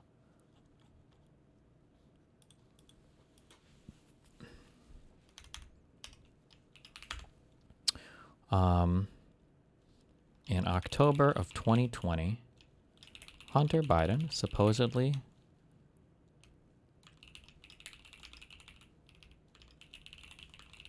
dropped off a laptop at a Delaware computer repair shop ran by a legally blind owner, John Paul Mac Isaac. Don't you have old notes for this? I might somewhere. I'm trying to remember what I you should be able to search my notes. Search oh my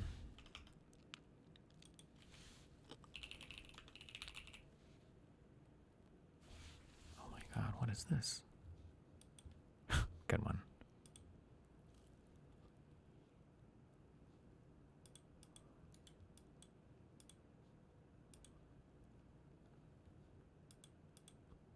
Is it a debate I was preparing for? Okay, hold on. No.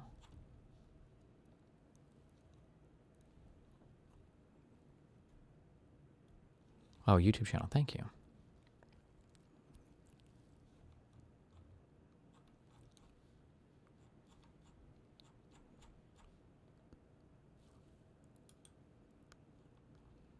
Did I actually make a note on this, on the laptop thing? I don't know if I did.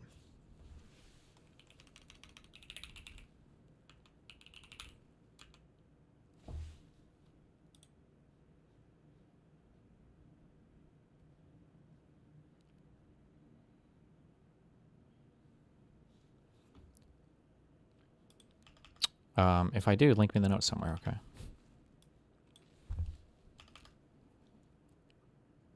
Okay, hold on. This was not dropped off in 2020. It was...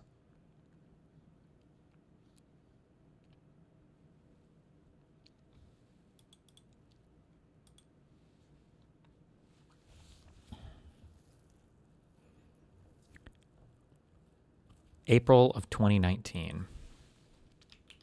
In April of 2019.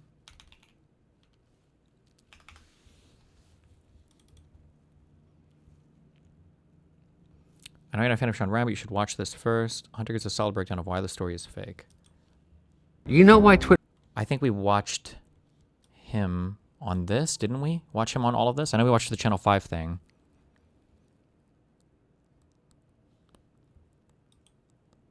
I'll have this for now.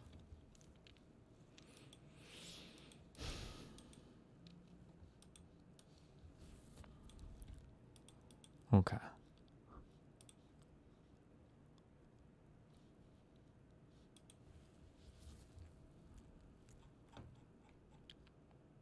Man, where do we even start on this? We'll just read it down. Just read down the wiki of this. There's not like a good like mainstream media article that's like written up this entire story, is there?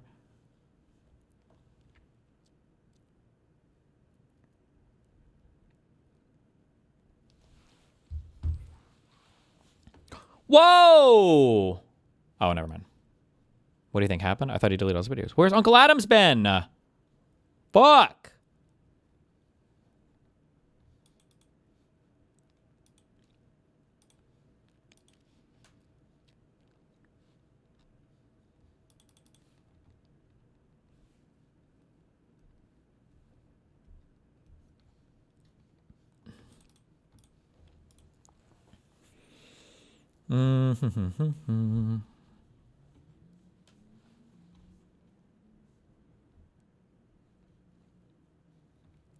New York Mag story. Ooh, okay. Big one. All right.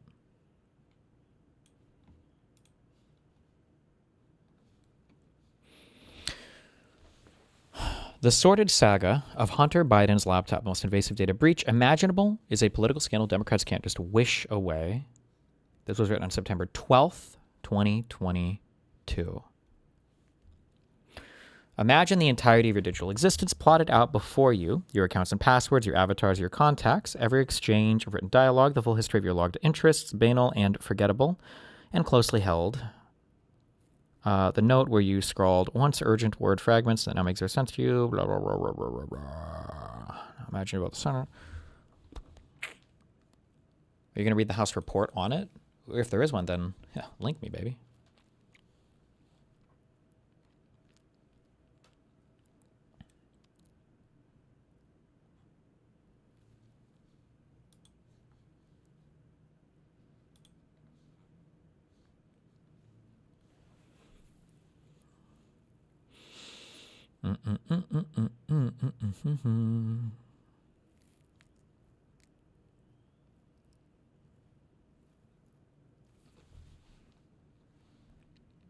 This is Olivia Newsy. Wait, why do we not like her? I feel like I have a bad impression of her from some other reporting. Or is it just related to this?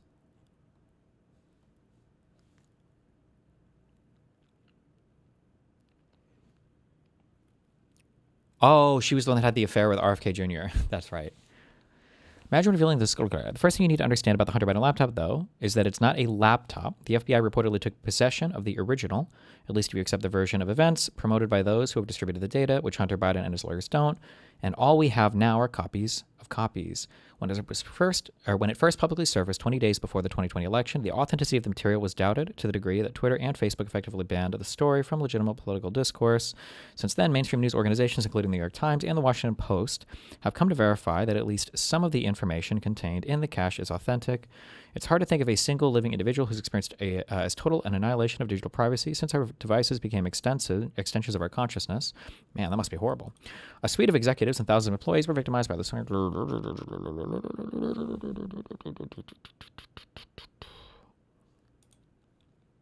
Okay, hold on. Just real quick. What is the laptop?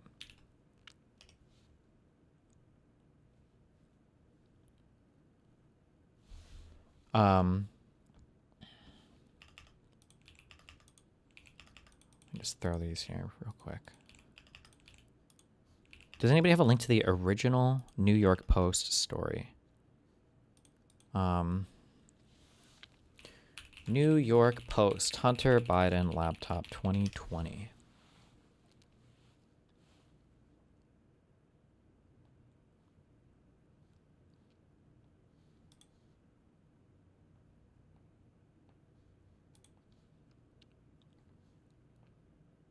Do you think Hunter Biden's laptop was a stolen hard drive that was cloned? Well, so we'll look for this later. Fuck, I was reading about this a bit on stream, but I just didn't want to dive into that rabbit hole. But now I kind of do. I think I do. There's a really interesting website that had a ton of information about the forensics of the files on that laptop, and a ton of stuff had been added and removed from it, which was incredibly fucking weird. I don't remember the name of that website, though. Fuck. Oh, here's a VOD where you went over everything. From gossip and family drama. And by the way, Who cares? best way to take care of business. Done. I filed my taxes and I paid penalties and interest. At that point, Colonel Mac Isaac passed along John Paul. Oh, shit. Was this excerpt from a book or from a report? This shit, fuck, that was so fucking weird, bro. The original story is linked at the bottom of the wiki article. And they're going to think that because these are completely made up emails, and the Joe Biden campaign is saying that the meeting never happened. Fuck! So. Did I not take notes on this? There was so much weird shit around this guy.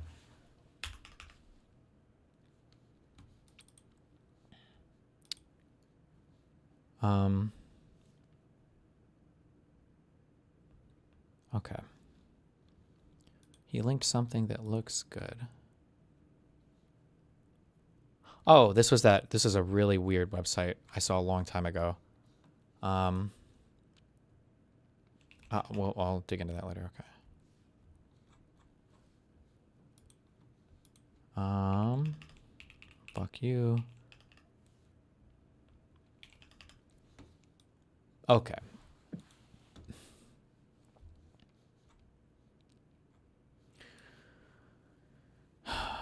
Smoking gun email reveals how Hunter Biden introduced Ukrainian businessman to VP dad. This was the first Hunter Biden laptop story. This was the big one, the New York Times one. Hunter Biden introduced his father, the then Vice President Joe Biden, to a top executive at a Ukrainian energy firm less than a year before the elder Biden pressured government officials in Ukraine into firing a prosecutor who was investigating the company, according to emails obtained by the Post. The never-before-revealed meeting is mentioned in a message of appreciation that Vadim Pozharsky, an advisor to the board of Burisma, allegedly sent Hunter Biden on April 17, 2015, about a year after Hunter joined the Burisma board at a reported salary of up to $50,000 a month. Dear Hunter, thank you for inviting me to D.C. and giving an opportunity to meet your father and spend some time together, blah, blah, blah. The blockbuster correspondence, which flies in the face of Joe Biden's claim that he's never spoken to my son about his overseas business dealings, is contained in a massive trove of data recovered from a laptop computer. The computer was dropped off at a repair shop in Biden's home state of Delaware in April 2019, according to the store's owner. Other material extracted from the computer includes a raunchy 12-minute video that appears to show Hunter, who's admitted struggling with addiction problems, smoking crack while engaged in a sex act with an unidentified woman, as well as numerous other sexually explicit images. The customer who brought in the water-damaged MacBook Pro for repair never paid for the service or retrieved it, or a hard drive on which its contents were stored, according to the shop owner, who said he tried repeatedly to contact the client. Interesting.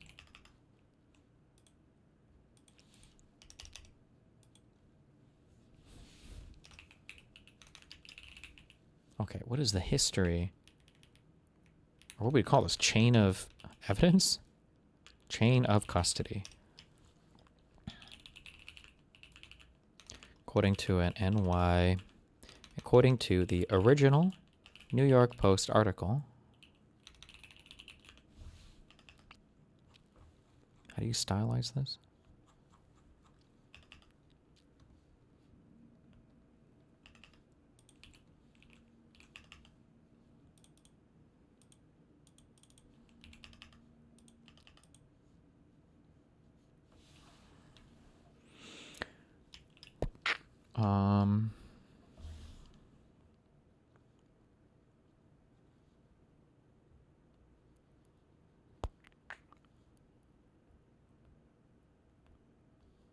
The shop owner couldn't positively identify the customer as Hunter Biden, but said the laptop bore a sticker from the Beau Biden Foundation named after Hunter's late brother and former Delaware Attorney General. Photos of a Delaware federal subpoena given to the Post show that both the computer and hard drive were seized by the FBI in December after the shop's owner says he alerted the feds to their existence. Okay, so in April of 2019, a water-damaged laptop was dropped off to a Delaware computer repair shop. I should say a water-damaged MacBook Pro, we'll say, just to be clear.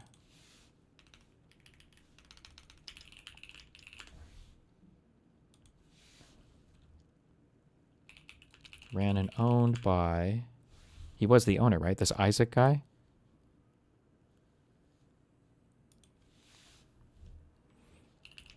John Paul Mac Isaac.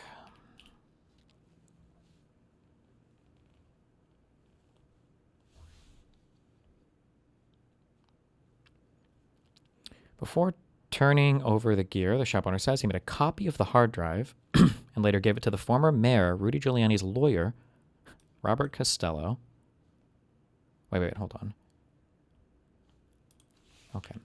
Identifying a sticker from the Beau Biden Foundation.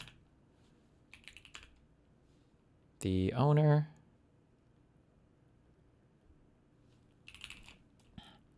identified the MacBook as belonging to Hunter Biden.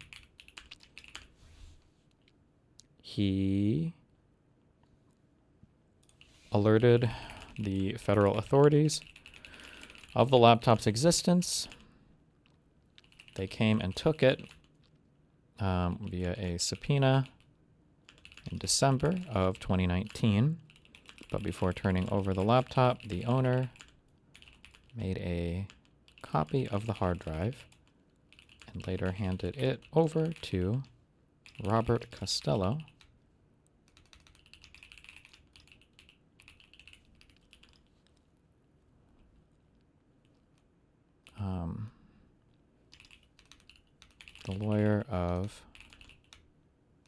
The lawyer of Rudy Giuliani.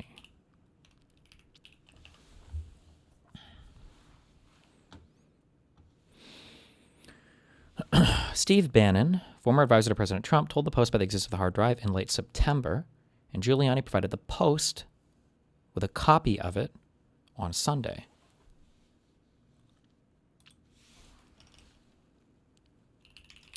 Steve Bannon told the New York Post about the drive in late September of 20...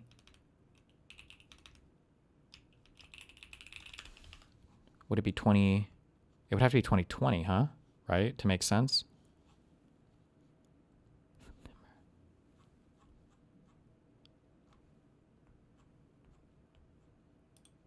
Let's see. When did they come? Oh, not necessarily, I guess. Fuck. Well, I don't understand. Damn. They had this drive back in 2019.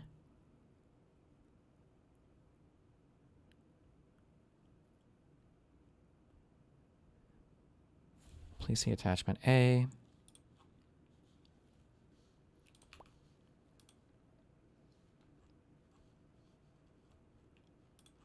Fuck. There was a second. Oh. Apple MacBook Pro laptop computer. And then an external hard drive as well. Okay.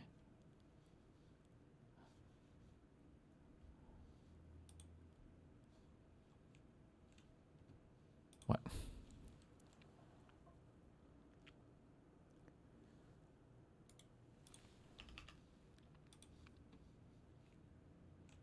What? Are 3 and 5 just ads? Okay, based. All right.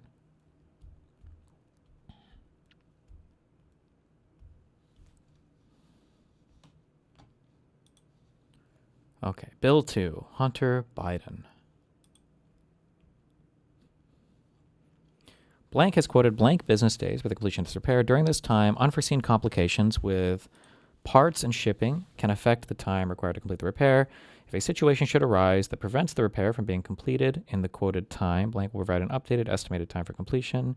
Blank is not liable for repairs completed outside the quote. An exact completion date cannot be guaranteed. Liability for damage to your computer is limited to any damage determined. It will be caused by blah, blah, blah, blah, blah, blah, blah. Okay. Let's see. So this was a bill to Hunter Biden for data recovery for MacBook Pros. Attempt data recovery from 3 MacBook Pros. Recover data to store server and contact customer when complete. Okay.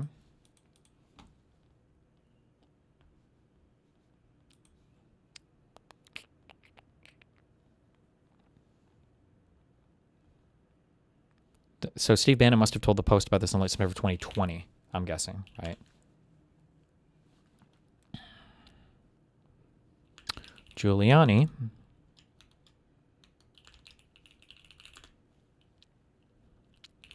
gave a hard drive to the Post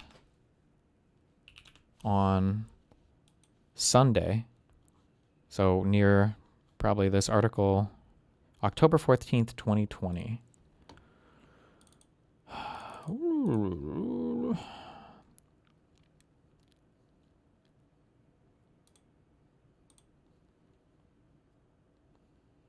Probably on the 11th of October.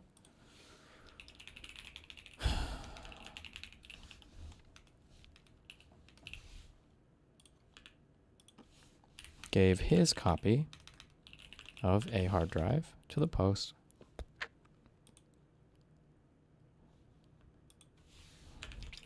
Let's see. The store owner's receipt claimed he was recovering data from 3 different MacBook Pros.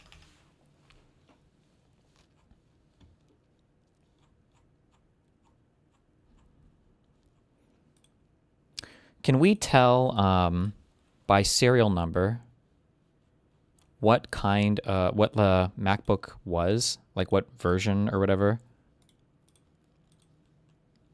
based on that serial number?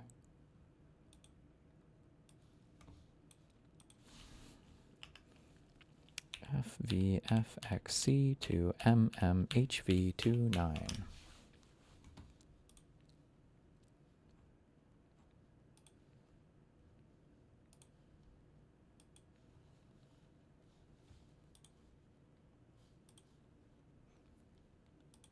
Let's see. This would be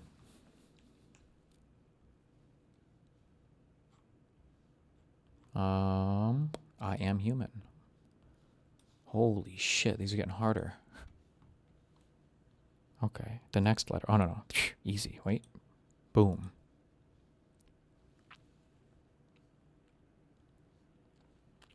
Okay. This will be a 2017 MacBook Pro. Is there a way to tell, or I know there's a way to tell. I'm sure at some point are MacBook drives auto-encrypted? Does anybody know? Where are my MacBook users? And then if the answer to that is yes, oh no, but they're not. So if I have somebody else's MacBook, I can just plug it in. I can take the drive out. I can plug it into somewhere else and click and drag files. And I know I have every file from that computer.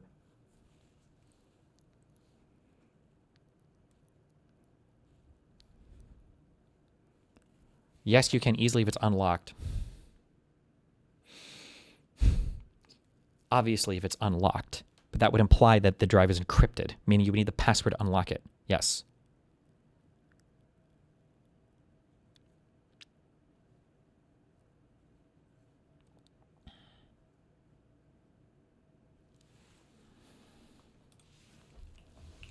You know what?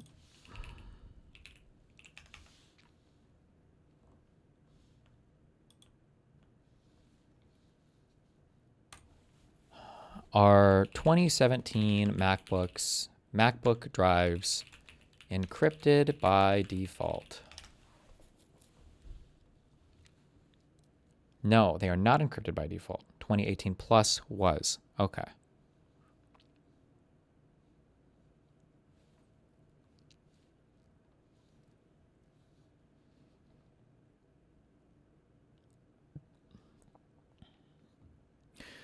Any physical computer you have access to can be broken into if the drive isn't encrypted, even if it's locked. Yeah, obviously. Stop typing. Fuck me. I need a computer. People only chat. Stop. Just stop. Okay.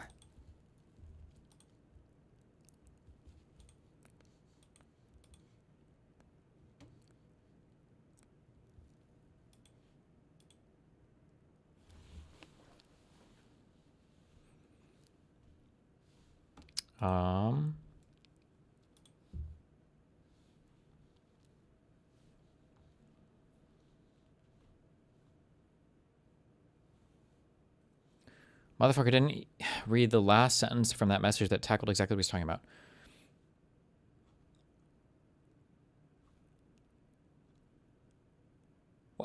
Last sentence from what? Any physical computer have access to be working to drive this one, and unless it's a heavy-duty encryption, there are tools to break in even. My understanding is if you have a Windows encrypted drive or if you have a MacBook encrypted drive, that encryption has not been broken. That's not. I don't know if it's fucking AES 522048 or whatever the fuck. I don't know what the default encryption is, but that my understanding is that encryption is nowhere near broken. So I don't know what that message is supposed to mean. My understanding is you have a drive that's encrypted with, there's a standard Mac encrypted drive or a standard Windows encrypted drive that you can't. There's no way to get in unless there's some exploit against older OSs that let you log into the drive. And then that would unencrypt it, but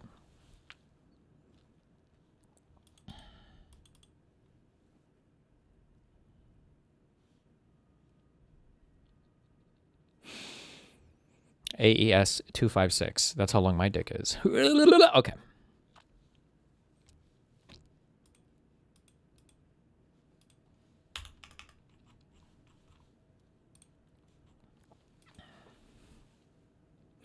Less than 8 months after Pizarski thanked Hunter Biden for the introduction to his dad, then blah, blah, blah, blah, blah. I look at that, blah, blah, blah, blah, blah. Blah, blah, blah, blah, blah,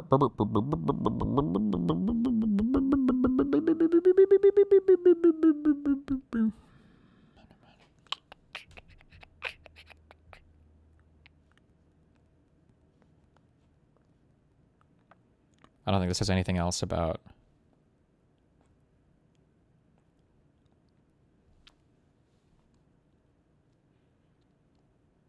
It doesn't. Okay.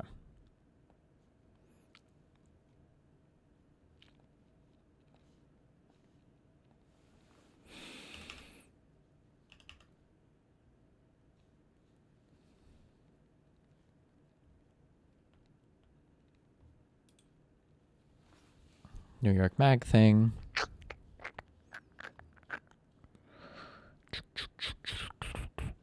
This is still information on the laptop.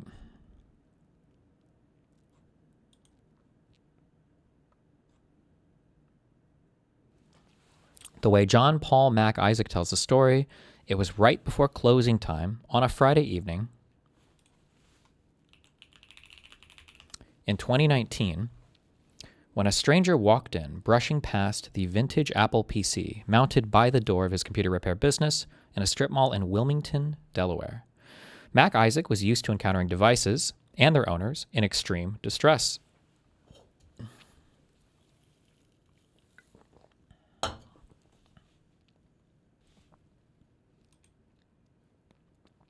By the time they make it to me, he says, it's pretty dire. This customer had 3 broken laptops. Mac Isaac asked for a name to put on a repair order. Hunter, the customer replied. Hunter, the customer replied. Last name? Biden. According to an image of the repair order, which was signed by someone whose signature looks a lot like Hunter Biden's, the date was April 12th, 2019.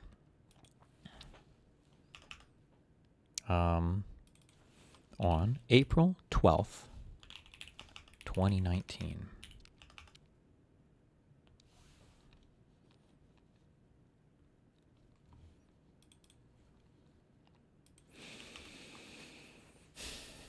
Okay. Biden has said he spent much of that winter and spring living an itinerant,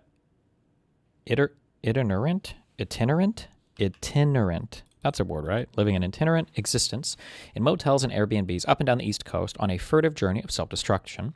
He has never offered an alternative explanation of his whereabouts that day, so it's safe to assume that he was in Delaware. He doesn't think he was out running errands, a friend says, but he can't say for sure, given his mental state at the time.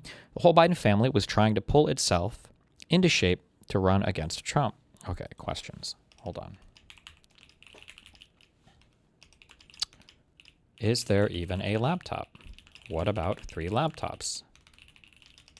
Is the repair shop owner even blind?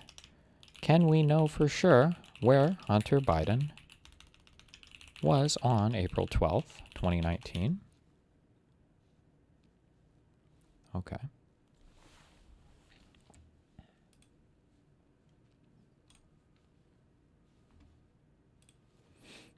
Wait.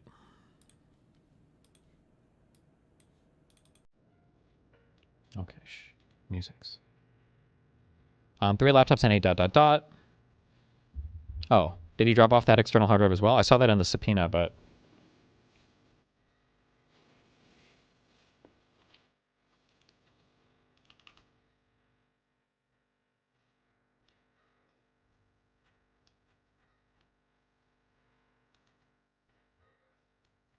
I wonder why the FBI, though, only subpoenaed for a single...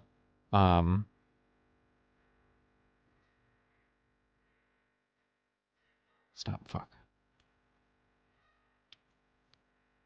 They only subpoenaed for a single laptop. I wonder why.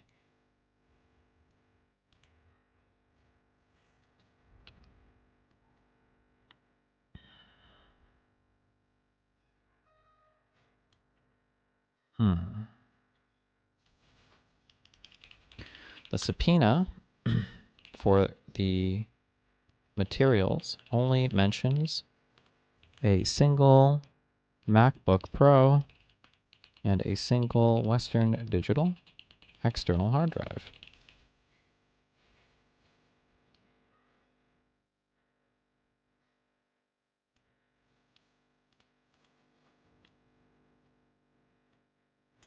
See attachment A, that's it. Okay, interesting.